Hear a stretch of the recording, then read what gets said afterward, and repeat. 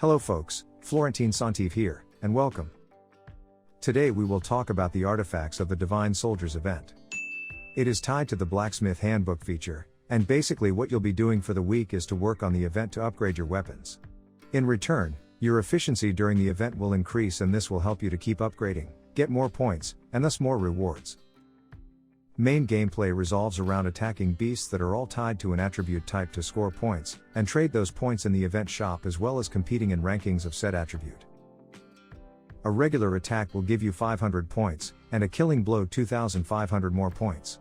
Delivering a killing blow gives a significant bonus, as you can see, so the more you do the better. Health points and attack score are normalized across all players and all heroes, so that at first, it takes 20 hits to kill a beast.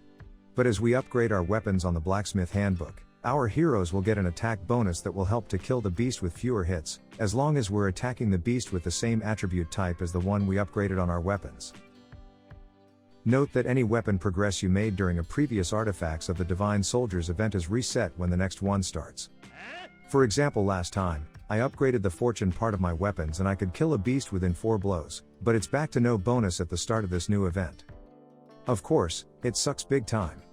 It means that any investment you make during the event will be somewhat lost for the next one. And since upgrading costs tend to increase every time you do one, you'll even have a harder time than if you were starting from scratch to perform well. For this reason, and unless developers fix this, I can only give you 2 pieces of advice. The first one is to consider any investment you make during the event to boost your weapons as short term only, because it won't get carried over to the next event. If you do want to invest, then do it right away, because it will only last for this event and for the number of days remaining. My second advice is to focus exclusively on one attribute type, and when the event cycles back, start from scratch on another attribute type. This way you won't get penalized too much for having upgraded your weapons. If you get materials for other types during the event, do not use them and save them for next times. They don't disappear when the event ends, they will stay in your bags and you can use them later.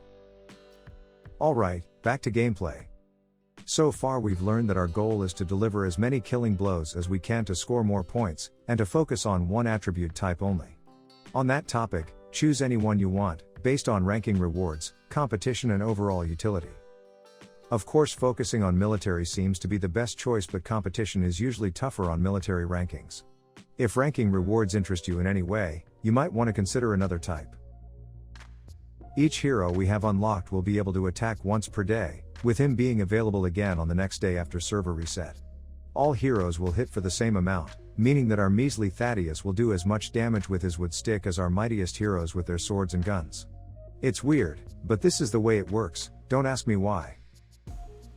We can recover a hero that attacked already by giving him an item called Healing Potion. The first recover of the day for said hero will cost 1 potion, then 2 if you revive him again, then 4. Since all heroes attack for the same amount, we'd better revive every heroes once before resurrecting one for the second time, and then to revive them all twice before resurrecting one for the third time. All heroes attacking for the same amount of damage, and the way potions work will favor accounts with a large number of heroes summoned. The more heroes we have, the more points we can score without using healing potions, the more beasts we can defeat, and the more efficient said healing potions are. Newer accounts with less heroes will have a harder time than an old one with 90 heroes. Alongside healing potion, there is another very important item that will help us during the week, called Sacred Crystal. When used during an attack, a crystal will double the number of points this attack will grant us. So basically, instead of scoring 500 points per attack, we will score 1000 points instead if we use one crystal. The most critical thing you must remember is that crystals also work on killing blows. If you use a crystal on the hit that delivers the killing blow, you won't get a bonus of 2,500 points but 5,000 points instead. So yeah, just use your crystals only on killing blows to score a lot of points. Basic explanation on how battle items work helps seizing their value. We can safely say that a healing potion is worth at least 625 points on first recovery.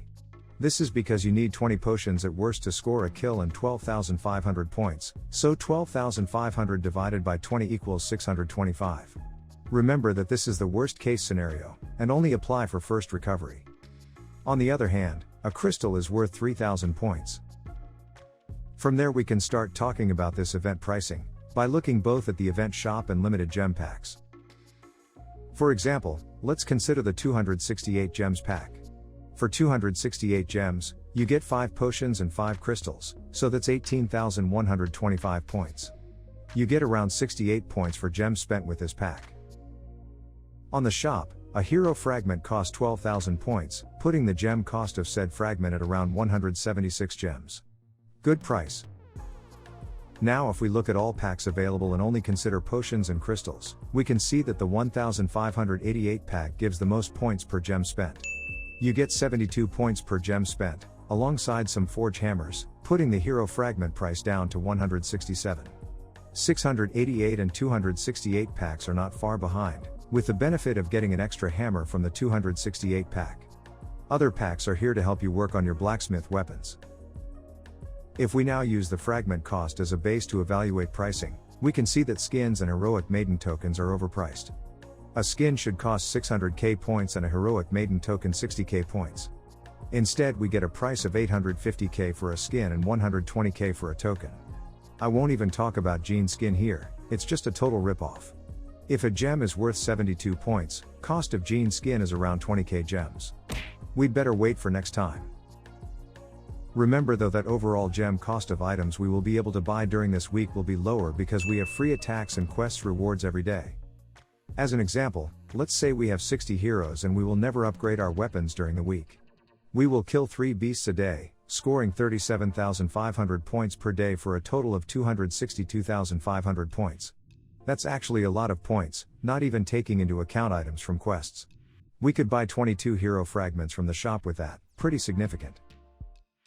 To sum up about the event shop, buying hero fragments is the best option for this event, as getting everything else won't be as efficient for our gems. If you watched my Gangs of the Shires video last week, it was all about heroic maiden chests and skins. This time, it's all about fragments. If we now look at the money shop, the $1 pack seems for once pretty lackluster. 1 measly potion and 1 measly crystal don't look appealing, but we do get 1 ivory for our buck. This could open a strategy for this event if we want to spend $1 a day. Assuming we haven't already in the past, we could focus on the provision attribute type to build our weapon through the course of the week. We will need forge tokens to go along the ivory, so we probably will have to buy some from the shop at 30k points. By the way, this option is viable as the forge token price is quite reasonable. Material prices are not though, avoid wasting your points on that. Even though it gives us something to do for the week, I don't believe investing $1 a day is that great here, nor spending any money as a matter of fact, unless you really want to push your weapons. Remember that it's a one-shot for this event only though. For potions and crystals, the $10 pack has the best points per dollar ratio and grants us 78,750 points in forge hammers. That's about 6 hero fragments, so I can't call that a good deal for $10. Quick coverage of the artifact forge, since we're talking about forge hammers. A hammer cost 50 gems, we get no 10 for 9 discount, and rewards from drawing don't look good. All these reasons push me to say that we should avoid over-investing in that part of the event. Consider any hammer you get as a bonus, but don't look for them at all cost. And with that I think I've said all I wanted to say about this event. You can pretty much do nothing during the week and still get around 25 hero fragments for your trouble, or spend a little bit of gems to get more. It's not an event with a crazy good return on investment, so I wouldn't go all in on this one, but if the shop offers something you really want, it looks okay to spend gems on potions and crystals to get it. Remember to focus on one attribute type, invest early in upgrading your weapon if you're so inclined to, aim for hero fragments in priority and have fun. Thank you for watching, I hopefully will see you around next time. Bye bye.